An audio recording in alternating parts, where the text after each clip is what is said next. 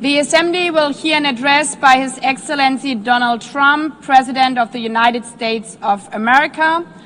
I request protocol to escort His Excellency and invite him to address the Assembly.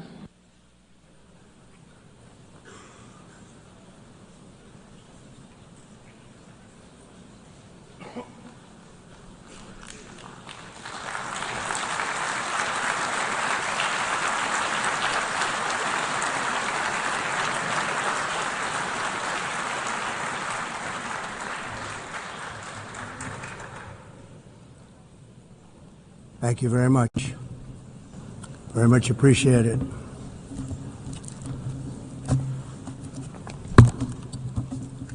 And I don't mind making this speech without a teleprompter, because the teleprompter is not working. I feel very happy to be up here with you nevertheless, and that way you speak more from the heart. I can only say that whoever's operating this teleprompter is in big trouble.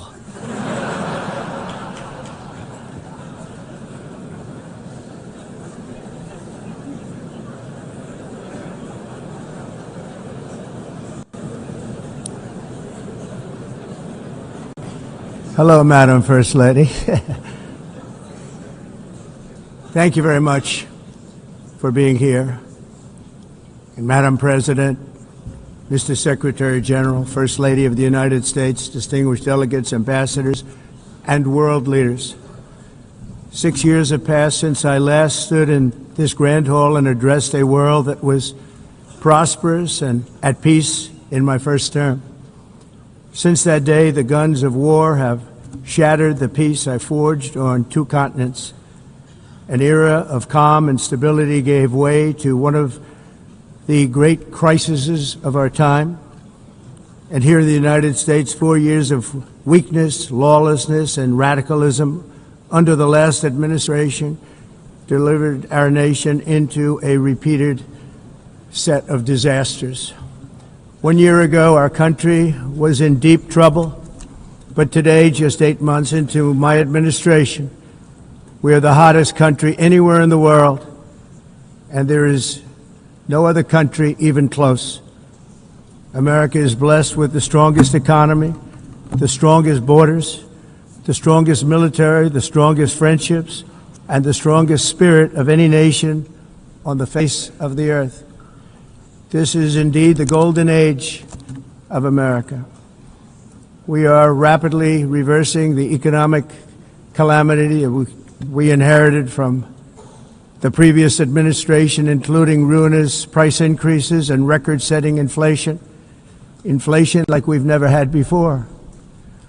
Under my leadership, energy costs are down, gasoline prices are down, grocery prices are down, mortgage rates are down, and inflation has been defeated.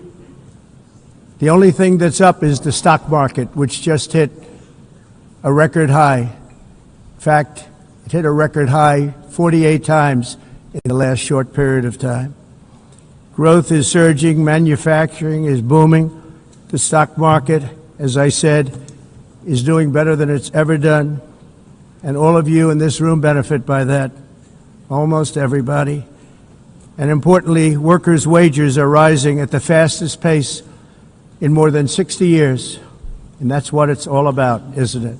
In 4 years of President Biden, we had less than $1 trillion of new investment into the United States. In just 8 months since I took office, we have secured commitments and money already paid for $17 trillion.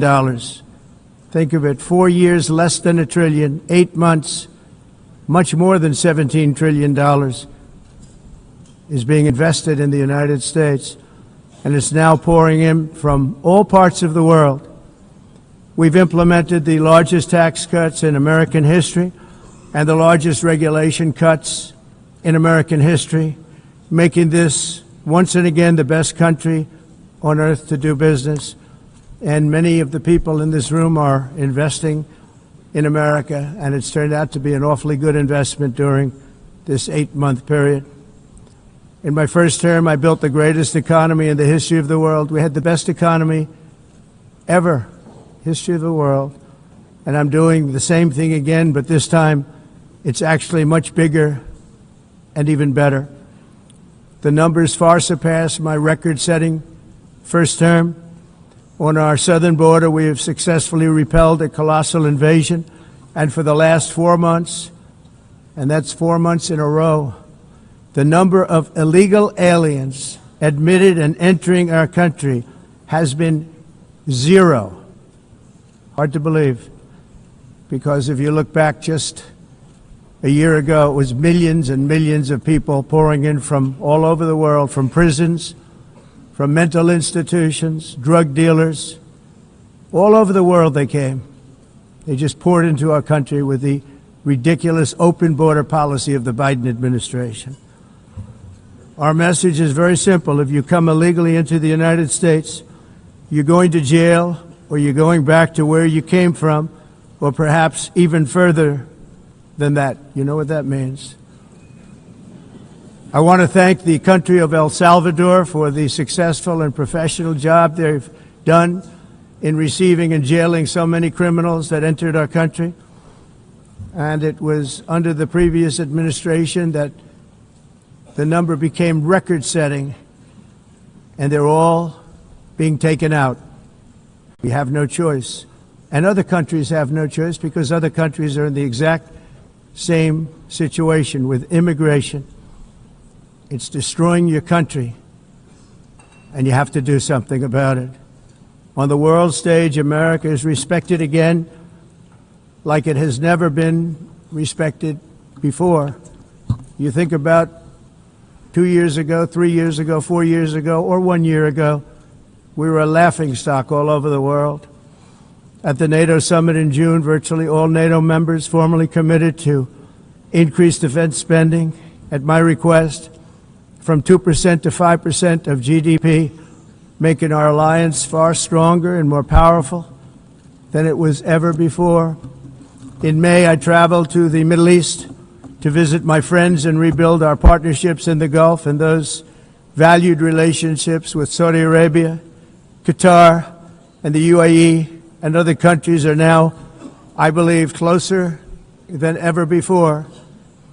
My administration has negotiated one historic trade deal after another, including with the United Kingdom, the European Union, Japan, South Korea, Vietnam, Indonesia, the Philippines, Malaysia, and many, many others. Likewise, in a period of just 7 months, I have ended 7 unendable wars. They said they were unendable. You're never going to get them solved. Some were going for 31 years, 2 of them, 31, think of it, 31 years. One was 36 years. One was 28 years. I ended 7 wars.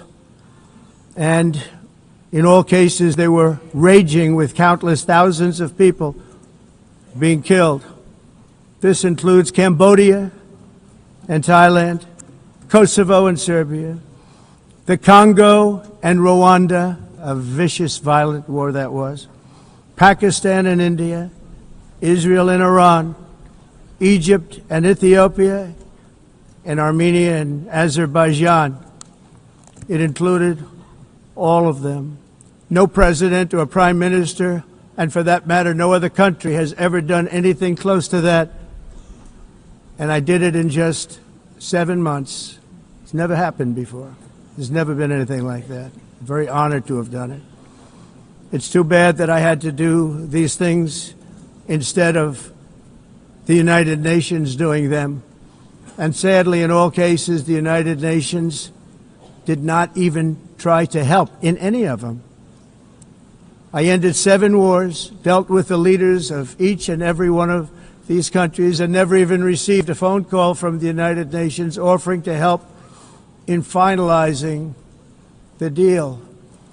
All I got from the United Nations was an escalator that on the way up stopped right in the middle. If the First Lady wasn't in great shape, she would have fallen, but she's in great shape. We're both in good shape. We both stood.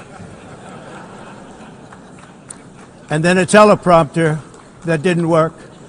These are the two things I got from the United Nations, a bad escalator and a bad teleprompter.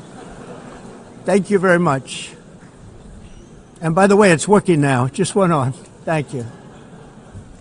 I think I should just do it the other way. It's easier. Thank you very much. I didn't think of it at the time because I was too busy working to save millions of lives. That is the saving and stopping of these wars. But later I realized that the United Nations wasn't there for us. They weren't there. I thought of it really after the fact, not during these negotiations, which were not easy. That being the case, what is the purpose of the United Nations? The UN has such tremendous potential. I've always said it. It has such tremendous, tremendous potential, but it's not even coming close to living up to that potential. For the most part, at least for now, all they seem to do is write a really strongly worded letter and then never follow that letter up. It's empty words, and empty words don't solve war. The only thing that solves war and wars is action. Now, after ending all of these wars and also earlier negotiating the Abraham Accords, which is a very big thing for which our country received no credit, never receives credit. Everyone says that I should get the Nobel Peace Prize for each one of these achievements. But for me, the real prize will be the sons and daughters who live to grow up with their mothers and fathers, because millions of people are no longer being killed in endless and unglorious wars. What I care about is not winning prizes, it's saving lives. We saved millions and millions of lives with the 7 wars. And we have others that we're working on, and you know that. Many years ago, a very successful real estate developer in New York, known as Donald J. Trump, I bid on the renovation and rebuilding of this very United Nations complex. I remember it so well. I said at the time that I would do it for $500 million, rebuilding everything. It would be beautiful. I used to talk about, I'm going to give you marble floors.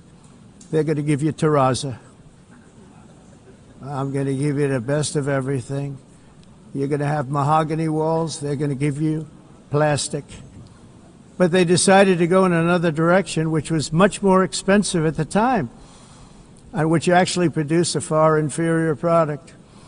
And I realized that they did not know what they were doing when it came to construction, and that their building concepts were so wrong, and the product that they were proposing to build was so bad and so costly. It was going to cost them a fortune. And I said, and wait till you see the overruns. Well, I turned out to be right. They had massive cost overruns and spent between $2 and $4 billion on the building and did not even get the marble floors that I promised them. You walk on terrazzo. Do you notice that? As far as I'm concerned, frankly, looking at the building and getting stuck on the escalator, they still haven't finished the job. They still haven't finished. That was years ago. The project was so corrupt that Congress actually asked me to testify before them on the tremendous waste of money, because it turned out that they had no idea what it was, but they knew it was anywhere between $2 and $4 billion as opposed to $500 million with a guarantee. But they had no idea, and I said it cost much more than $5 billion. Unfortunately, many things in the United Nations are happening just like that, but on an even much bigger scale, much, much bigger. Very sad to see. Whether the UN can manage to play a productive role, I've come here today to offer the hand of American leadership and friendship to any nation in this assembly that is willing to join us in forging a safer, more prosperous world. And it's a world that will